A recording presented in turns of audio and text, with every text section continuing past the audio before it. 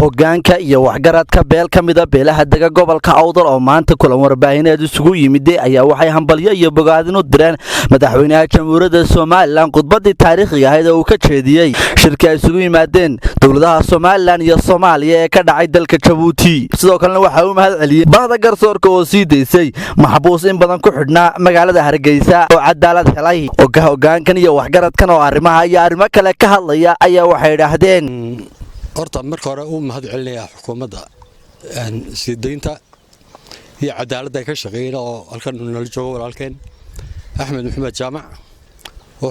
xorriyadiisa maanta dib u helay taanu halka ka cadeynaa waxaanu jiif caaqilkii guud ee meesha reer Faarax Nuur waxaad moodaa bariyaan dambe leeyahay reer Faarax Nuur waa macaarid oo kolba isteyn iyo shaabad lagu dhufto laakiin waxaan sheegayaa xukuumadda anagu waanu taageersanahay محافظ بانهاي وانا لا شقيننا وانا نمهد علينا marka waxaan hadiye jeer ka uqaalahan aanu isku raacnay ama ahayna walba inaanu taageerno xukuumadda wada hadalkii Soomaaliland iyo Soomaaliyana oo soo dhaweynaa madaxweynaha laga soo daajeer ka soo dhameystay si cadaalad ah oo waafaqsan sharciga ayaa lagu soo daayay laguna soo dhiibay waana lagu mahadnaqaynaa baxda garsoorka baaqi madaxweynaha Soomaaliland wada hadalkii Djibouti ee Soomaaliya iyo Soomaaliland موقف geesinimada uu ka qaatay ee liicliic lahayd ee hawsida cad u muujiyay موقفkii Soomaaliland ee ku taagneed kuna hogaaminayay waan ku taageeraynaa waan ku barbar taaganahay xukuumadana horena waanu la shaqaynaynay oo qalbaan nahay maantana sidii iyo si ka sii mugbayn baanu shaqaynaa madaxweynuhu wuxuu matalaa wadanka wuxuu matalaa kuma qan ku ogol ku ra'yiga ku khilaafsan ku taabasan intaba isaga codkiisii sitay intabana isaga ku hadii waayo wakiilkii Soomaaliland madaxweynuhu waa loo doortay iskama qabsan Soomaaliland waa ta isku talaasusha hadii madaxweyne xilka aanu uga qaadayno oo mid wax yar ee tawdo waxa is hortaagta halkaasi khilaafkaasi ka dhici lahaa Soomaaliland ayaa كم يمسنوا أنو قاعدة تاسي أو هاي كان هو مثل الوصي دود سومالي هذه وهو البراء وحنوهم بين أيضا وعكستو وده كده يسهلنا ما هي كل بالك تكن ترقابيا وما تكاذين وعكستو أول سوشيو أول نوجود من يجي معارض بيا هاي اللهم لبيك كعنتهم كقاطع وقاش بيش في فرح نور iyo qarbiha ay ku duuliyeen boo waxaan soo baxnay oo halkan u nimid inaan taageero madaxweynaha Jamhuuriyadda Soomaaliland iyo wada hadalkii Jamhuuriyadda Soomaaliland iyo Soomaaliya inaan taageero ayaan soo baxnay waxaan taageeraynaa madaxweyne Muuse Biixi Cabdi sidii geesinimada lahayd ee uu u difaacay sheekadiisuna ay u ahayd ورجال من قنصو والدولة ودي سنتي سوماليا أنا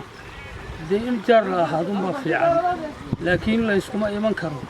هذا سومالي لأن مركي هو اللي حدن كي أي قلدان تاي مركي حسن كيد با انقلاب سمي مركانا هو قلدان تو ولا فشيلية مرصد حرب با مركا إنك الله صنع مركا اسكو ما حد مكران لكن جاربا يهان كرا جاربان أهان كرا مركا سلام كشكي الله بتكسر قضية كل سلامنا كوم مدحوينا ونو سلامنا وانا همبلييننا وحنكون همبلييننا شركي ويناية جبوت كدعي خطبتي قارقة هي قيمة لهيد وكجيدية إيانو آد وهمبلييننا وميسك صوت صاري وهذا هذا الكلام صعونيا Soomaali ma kala marmaysid waxba naga dhaxeeya Djibouti waxba naga dhaxeeya Ethiopia waxba naga dhaxeeya meel kasta waxba inaga wada dhaxeeyo dawladda jaarka aan baan ka midnahay Soomaaliland waa isku mid meel kasta joogta ama 5 meelood kala joogan ama 4 kala joogan ama 3 kala joogan Soomaali waa Soomaali magaca laakiin dee kala sameeyo cid walba meel bay samaysatay qaadatay calan gaara iyo magac gaar ay qaadatay taanagu intii sanadood uu dhameystay kamaanaan hadal maalin kuwa kale ku jira oo dhamaysanaya horena uu dhameystay hadday soo daysana dee iyadan ka rabnaa imika anagu wax qayla horaba bana oran 10 sanadood bay qaar dhamaysteen oo 10 baa ku saayida waa la og yahay way jirtaa waxaan ka codsanaynaa warday 10 hore u dhamaadeen oo 10kii xarigu dhamaaday oo 10 kala haray dee iyagana hal eegan leenay madaxweynaha intaasaan ku leenay bismillaahir rahmaanir rahiim halkan waxaan ka salaamayaa inta xafladna soo dhaweynta ka qayb gashay iyo inta aan ka soo qayb galin ee dhammaantood ku faraxsan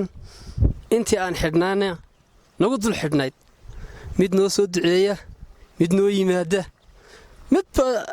midna la murugeysna dhammaantood intaaba halkan waan ka salaamayaa waan uga mahad celinayaa waxa kale oo inta ku daraya halkii jeelka ee 6 sano ku jiray waxaan ugu tagay rag markaa 6 iyo 10 sano ku sii jiray